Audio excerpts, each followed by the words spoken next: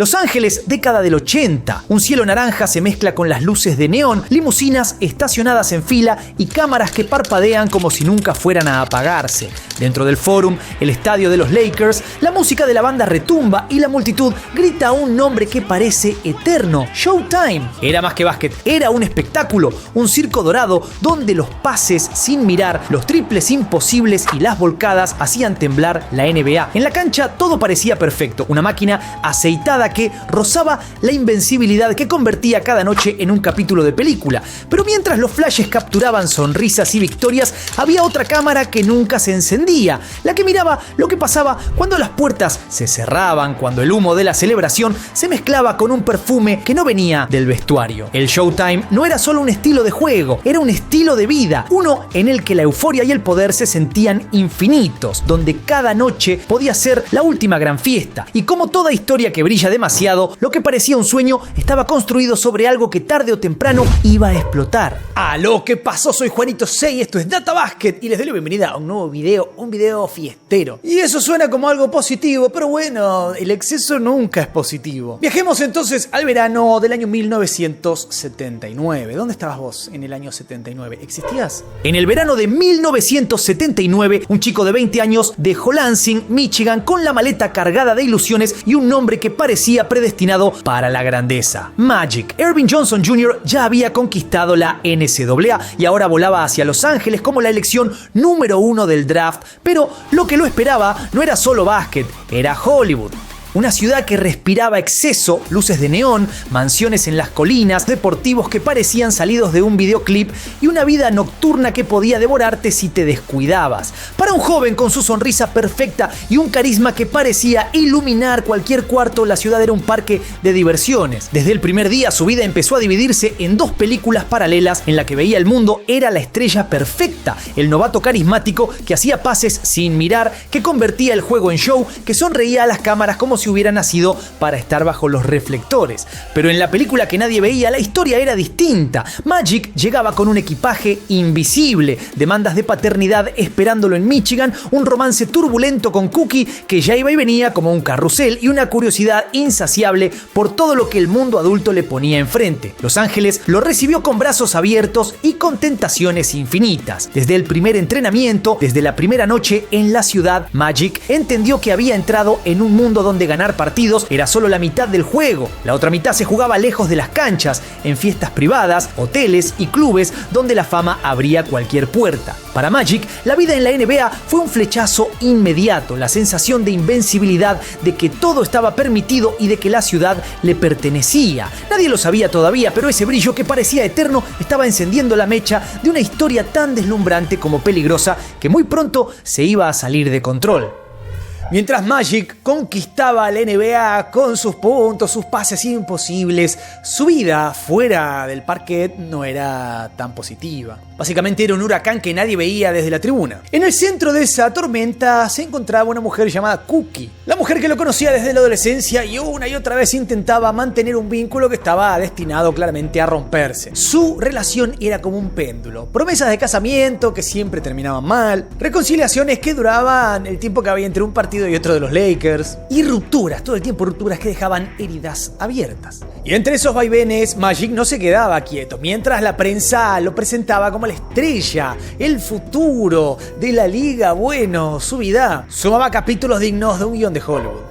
En 1981, durante uno de esos paréntesis con Cookie, Magic tuvo un hijo con Pat, la mejor amiga de su hermana. Andre llegó al mundo como un recordatorio de que la doble vida de Magic ya estaba generando consecuencias reales. Para los Lakers, eso era un secreto incómodo que flotaba en el vestuario. Para Cookie, una herida más en una historia que parecía no tener equilibrio. Y sin embargo, la relación sobrevivía. Como si la atracción y la costumbre fueran más fuertes que la razón, Magic y Cookie volvían a encontrarse, ignorando que alrededor de ellos la vida de él se estaba convirtiendo en un carrusel de fiestas, mujeres y tentaciones que la ciudad ofrecía sin disimulo. Cada ruptura lo lanzaba más profundo a ese mundo paralelo donde la fama y el deseo marcaban las reglas. Cada reconciliación parecía un intento desesperado de sostener algo de normalidad en medio de un torbellino que no paraba de crecer. En la historia de los Lakers, Cookie siempre fue el lado humano que casi nunca aparecía en cámara, la mujer que miraba desde afuera cómo la magia magia de Showtime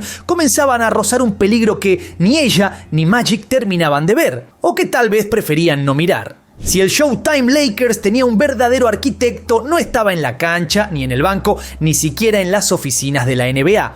Estaba en el palco VIP, con camisa abierta, sonrisa de jugador eterno y rodeado de mujeres que parecían recién salidas de una portada de revista. Jerry Buss no solo era el dueño de los Lakers, era el anfitrión de un espectáculo que mezclaba deporte, glamour y exceso en partes iguales. Cuando compró la franquicia a fines de los 70, entendió algo que muy pocos veían. El básquet no iba a ser solo un deporte, tenía que ser Hollywood, un show donde cada partido fuera un evento, donde la cancha fuera el escenario principal y la ciudad entera se sintiera invitada a una fiesta sin final. Y Buss no solo vendía esa fantasía, la vivía. Mientras otros dueños se mostraban formales, él llegaba a los partidos con actitud de estrella de rock, siempre acompañado por modelos jóvenes, disfrutando de la atención y del murmullo que su presencia provocaba. Su visión cambió el ADN de la franquicia, introdujo las Laker Girls como parte del espectáculo, convirtió el Forum en un teatro de lujo y creó un ambiente donde las estrellas de cine y de la música se mezclaban con los jugadores como si fueran del mismo planeta. Pero ese glamour de luces y cámaras tenía una segunda cara, un permiso tácito para el exceso. Si el propio dueño vivía al borde, ¿cómo pedirle disciplina absoluta a un grupo de jugadores jóvenes, millonarios y adorados por toda la ciudad? Buss funcionaba como el gran facilitador. Su estilo de vida marcó el tono de todo lo que vino después, desde los pases VIP que abrían puertas a fiestas privadas hasta la sensación de que los Lakers eran más que un equipo de básquet, eran un club social para los poderosos, los famosos y los que querían tocar de cerca el brillo de Hollywood. El mensaje era claro: ganen en la cancha y afuera el mundo es suyo. Ese permiso silencioso convirtió al Showtime en una leyenda y en una bomba de tiempo que nadie parecía dispuesto a desactivar. Para el público común, el Forum de Inglewood era un templo del básquet, pero para los Lakers de los 80 era mucho más que eso. Era la entrada a un mundo paralelo que empezaba cuando los reflectores se apagaban y la multitud abandonaba sus asientos. Ese mundo se llamaba Forum Club. El lugar era exclusivo, casi clandestino, aunque todo el que importaba en Los Ángeles sabía que existía. Al abrirse la puerta, lo primero que golpeaba era el cambio de ambiente: luces bajas, música suave pero envolvente, perfume caro flotando en el aire y un murmullo de conversaciones privadas que mezclaba a jugadores, actores, productores de cine y empresarios poderosos. Era como pasar de un partido de NBA directo a un club privado de Hollywood sin salir del estadio. La logística detrás de esta segunda vida estaba aceitada. Miguel Núñez, un joven actor y amigo del equipo, tenía una tarea casi oficial: recorrer las gradas durante los partidos, identificar a las mujeres más atractivas y entregarles pases VIP para el post partido. Ese pase no era solo una invitación, era un billete de entrada a la parte más oculta del Showtime, un espacio donde las reglas eran distintas y la adrenalina del juego encontraba su continuación natural. El Forum Club tenía sus propias normas tácitas. Los jugadores entraban con la misma confianza con la que dominaban la cancha, mientras las esposas y novias, la mayoría de las veces, quedaban fuera. Lo que pasa en la carretera, queda en la carretera, era el mantra silencioso de la era. Pat Riley, obsesionado con ganar, no lo promovía, pero tampoco lo frenaba, y las parejas que querían sobrevivir en ese ecosistema aprendían a mirar para otro lado. En ese salón cerrado, cada victoria se convertía en un festejo privado donde la fama abría todas las puertas. El Forum Club no era solo un lugar físico, era la representación perfecta de lo que estaba pasando con los Lakers, un equipo que volaba en la cancha mientras en la sombra encendía una fiesta que parecía no tener final y que tarde o temprano iba a pasarles factura. Mientras las luces del Forum se apagaban y las fiestas privadas arrancaban, había un hombre que parecía vivir en otro mundo: Pat Riley, el entrenador que convertiría a los Lakers en sinónimo de disciplina y glamour. Su imagen era la de un ejecutivo elegante más que la de un técnico: traje impecable, cabello engominado y una seguridad que imponía respeto con solo caminar por el vestuario. Riley creía en el control absoluto. Para él, la clave de ganar campeonatos era la concentración total y lo intentaba trasladar a todo el equipo. Incluso organizaba cenas obligatorias donde los jugadores debían llevar a sus parejas. En esos encuentros, Riley era claro: los hombres debían enfocarse solo en el básquet, las mujeres en sostener la estabilidad del hogar. Su mensaje era directo y casi incómodo: que nada de lo que pasara fuera de la cancha interfiriera con el objetivo final. Pero Riley no era ingenuo, sabía que entrenaba a un grupo de jóvenes millonarios en la ciudad más tentadora de Estados Unidos. Sabía del Forum Club, de las freaks que rondaban los pasillos y de las escapadas nocturnas en las que los Lakers se transformaban en una versión privada de Hollywood. Y aún así, mientras no afectara el rendimiento en la cancha, la maquinaria seguía funcionando. Ese era el equilibrio extraño de Showtime. Puertas adentro, disciplina militar, puertas afuera, libertinaje absoluto. Riley podía imponer reglas en los entrenamientos y exigir excelencia en cada partido, pero una vez que sonaba la chicharra final, los jugadores cruzaban una frontera invisible donde él ya no tenía jurisdicción. Ese doble mundo, el del equipo invencible en la cancha y el del carnaval secreto cuando nadie miraba, era sostenible solo mientras llegaran los títulos, y durante un tiempo funcionó. Pero como toda historia de exceso, el reloj ya había empezado a correr. En ese punto Magic Johnson ya vivía como si el mundo fuera suyo. Había puntos, había asistencias, había títulos, había dinero, había fama. Y sobre todo había una certeza peligrosa, la de que era intocable, nadie podía tocarlo. Cada noche en su mansión, cada viaje relámpago, cada historia que nunca hemos escuchado. Todo eso sumaba a verlo como una persona que, bueno, las reglas que funcionan para vos, que funcionan para mí, que nada, las lógicas reglas que cualquier humano sigue, bueno, no contaban para él. Y Magic se movía como si tuviese una especie de escudo invisible. Su vida era un vaivén entre la cancha, donde era un número uno, y la tentación constante cuando estaba fuera de la cancha. Después de un partido, mientras los fanáticos todavía estaban festejando, tanto en el estadio como en el parking, por ejemplo, del estadio, el tipo ya estaba planeando su siguiente noche. Si el Forum Club era el backstage de lujo de los Lakers, la mansión de Magic Johnson era su escenario privado, un reino donde él era el anfitrión absoluto, sin cámaras ni testigos incómodos. Cuando Magic decidió mudarse de los departamentos que Jerry Buss le había facilitado en sus primeros años a una propiedad propia, no buscó solo comodidad, quería un espacio que estuviera a la altura de su nueva vida. 9.000 pies cuadrados en Bel Air, con piscina, jacuzzi, sauna, una cancha de racquetball cubierta, un bar completo, un cine en casa y un sistema de sonido que inundaba las 18 habitaciones con música a todo volumen. Era una casa pensada para vivir y para no dormir. Las fiestas en esa mansión se convirtieron en leyenda. No eran reuniones sociales, eran rituales con sus propias reglas. Para entrar había condiciones no escritas pero muy claras. Tenías que ser deslumbrante, vestir con lo mínimo y estar dispuesta a lo que el anfitrión propusiera. Adentro, la noche no tenía reloj y la sensación de impunidad era absoluta. Frank Brickowski, uno de sus compañeros de equipo, lo describió alguna vez sin filtro. Si te acercabas a la mujer más atractiva del lugar, la noche ya estaba ganada. Y si alguien dudaba de la dinámica, bastaba un grito de Magic, esta nos está animando, para que él apareciera sonriente como si la fiesta tuviera un director invisible que nunca perdía el control. No todo sucedía en los salones o junto a la piscina. En su autobiografía, Magic reconocería que había llevado su vida sexual a un límite casi absurdo. Saunas convertidas en habitaciones privadas, encuentros múltiples y hasta viajes relámpago a Hawái o las Bahamas, donde el patrón era siempre el mismo. Él pagaba todo, pero dormía solo. Sin importar lo que pasara entre nosotros, siempre le pedía a la mujer que se fuera cuando terminaba la noche.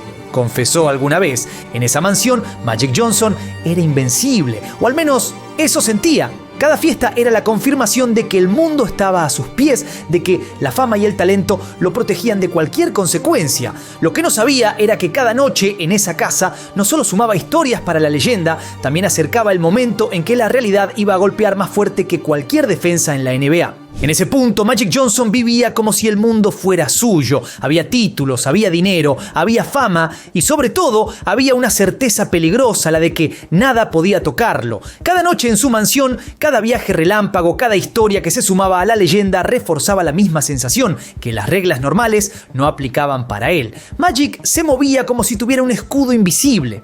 Su vida era un vaivén entre la cancha y la tentación constante. Después de un partido, mientras los fanáticos aún festejaban en el estacionamiento, él ya estaba planeando su próxima noche. Las historias que circulaban dentro del vestuario eran casi caricaturescas. Encuentros múltiples en una sola noche, saunas convertidas en habitaciones privadas, viajes de placer que duraban lo que un parpadeo. El patrón siempre era el mismo. Él controlaba todo hasta el final. Podía disfrutar del exceso más absoluto, pero cuando el momento terminaba, prefería dormir solo. Esa era su regla, su ritual personal, como si poner un límite simbólico le diera la ilusión de que seguía en control de su vida. En la cancha, ese mismo sentimiento de invencibilidad se traducía en magia pura. Sonreía, improvisaba, dominaba. Afuera era igual, la ciudad le abría todas las puertas, los hoteles conocían su nombre y las fiestas parecían diseñadas para su disfrute exclusivo. Sus amigos y su propio agente le advertían sobre los riesgos, le recordaban que una vida así podía dejar marcas profundas,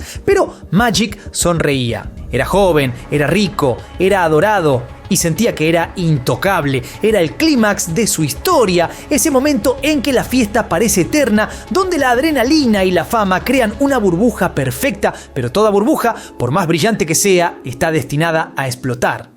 El 7 de noviembre de 1991, la burbuja del Showtime estalló frente al mundo entero. Ese día, Magic Johnson se sentó frente a los micrófonos en una sala de prensa abarrotada. Su voz sonaba firme, pero sus palabras cayeron como un rayo. Debido al virus del VIH que he contraído, debo retirarme hoy de los Lakers. La noticia fue un golpe seco. La sonrisa eterna de la NBA, el hombre que parecía intocable, estaba anunciando algo que en los 90 se sentía casi como una sentencia de muerte. En cuestión de segundos, todo cambió. Los flashes de las cámaras no eran por otra jugada brillante, eran por la caída más inesperada del deporte estadounidense. El impacto fue doble. Por un lado estaba el drama humano, un joven de 32 años en la cima de su carrera, enfrentando una enfermedad que en ese momento el mundo apenas entendía. Por el otro, la implosión de una era completa. El Showtime Lakers, ese equipo que parecía invencible y que mezclaba talento con espectáculo, se derrumbaba de golpe. Lo que empezó como un secreto de vestuario se transformaba en un mensaje brutal para la liga y para la sociedad. La fiesta tenía un costo. Las reacciones fueron tan humanas como desconcertantes. Larry Bird, su eterno rival y amigo, lloró al escuchar la noticia. Pat Riley y Michael Jordan se quedaron en silencio. Isaiah Thomas no podía creerlo. El jugador que siempre parecía un paso adelante, que controlaba la cancha y su propio mundo de excesos, había recibido un golpe que no se podía esquivar, y mientras el mundo intentaba digerir la noticia, una pregunta empezó a flotar en el aire. ¿Era el fin de Magic Johnson o el principio de la factura por todos los años en que se sintió invulnerable? El anuncio de Magic Johnson no solamente sacudió a la NBA, abrió una caja de Pandora en los medios. Era 1991, el VIH seguía completamente rodeado de estigma y desinformación, pero sobre todo de estigma, porque así, si hubieran estado informados, el estigma hubiera estado ahí igual. Para gran parte del público, de la gente en general, era una enfermedad que estaba ligada primero a la homosexualidad. Sí o sí tenías que ser gay. Y segundo, si no, tenía que ver con algunas vitaminas de la calle, digamos, bastante particulares. No había otra opción. Entonces, que el rostro más carismático de la liga estuviera ligado a esto, para la gente automáticamente lo conectaba con una serie de cosas que podían o no tener que ver con él. El tipo que representaba el éxito, la juventud, la virilidad, de pronto representaba un montón de otras cosas. Rompía todos los esquemas y encendía la maquinaria loca de rumores. Los tabloides y los programas de televisión empezaron a construir su propia narrativa. Algunos insinuaban que Magic llevaba una doble vida. Otros aseguraban que la NBA lo había presionado para retirarse antes de que sus excesos siguieran ensuciando la imagen de la liga. Incluso circularon teorías absurdas de que el diagnóstico era una estrategia para frenar su estilo de vida y proteger el negocio. En cuestión de días, el hombre que hacía sonreír a todo un país estaba en el centro de un huracán mediático. Magic, lejos de esconderse, eligió contraatacar a su manera. En entrevistas y libros posteriores comenzó a hablar sin tapujos de su vida sexual, casi con crudeza. Contó sobre encuentros múltiples, sobre cómo las mujeres lo buscaban a cualquier hora, sobre los escenarios más insólitos en los que había tenido aventuras: playas, oficinas, ascensores, aviones. Cada confesión parecía tener un doble filo. Por un lado, buscaba dejar claro que su diagnóstico no tenía que ver con los prejuicios de la época. Por el otro, alimentaba la imagen de una vida vivida sin frenos. El Magic Johnson, sonriente y carismático, seguía ahí, pero ahora cargaba con un peso nuevo, el de tener que defender su nombre mientras el mundo lo miraba con una mezcla de compasión,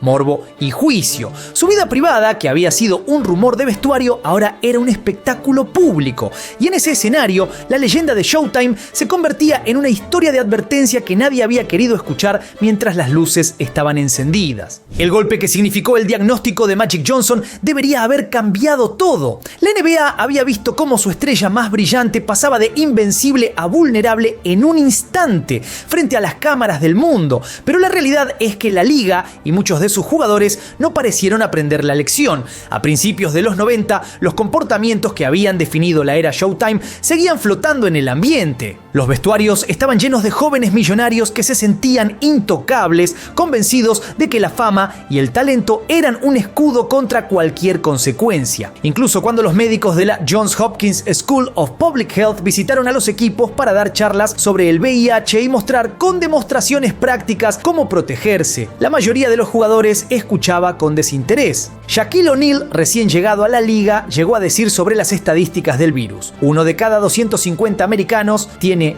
VIH, no está tan mal. Era la prueba de que la sensación de invulnerabilidad seguía instalada. La prueba más brutal de esa indiferencia llegó en 1993. Cuando 4 jugadores de los Portland Trail Blazers fueron denunciados por acostarse con 3 menores de edad que habían conocido en un centro comercial de Salt Lake City. La investigación determinó que las relaciones habían sido consensuadas, por lo que no hubo cargos, pero el hecho dejó claro que, incluso después del caso Magic, muchos en la liga seguían jugando con fuego. El eco de los excesos de Showtime resonaba todavía en la NBA. La burbuja que había explotado para Magic parecía no haber estallado para todos. La cultura de la fiesta, la sensación de inmunidad y la mezcla de fama y deseo seguían siendo parte del ADN de la liga. Magic había pagado un precio altísimo por esa vida. Otros simplemente miraron para otro lado.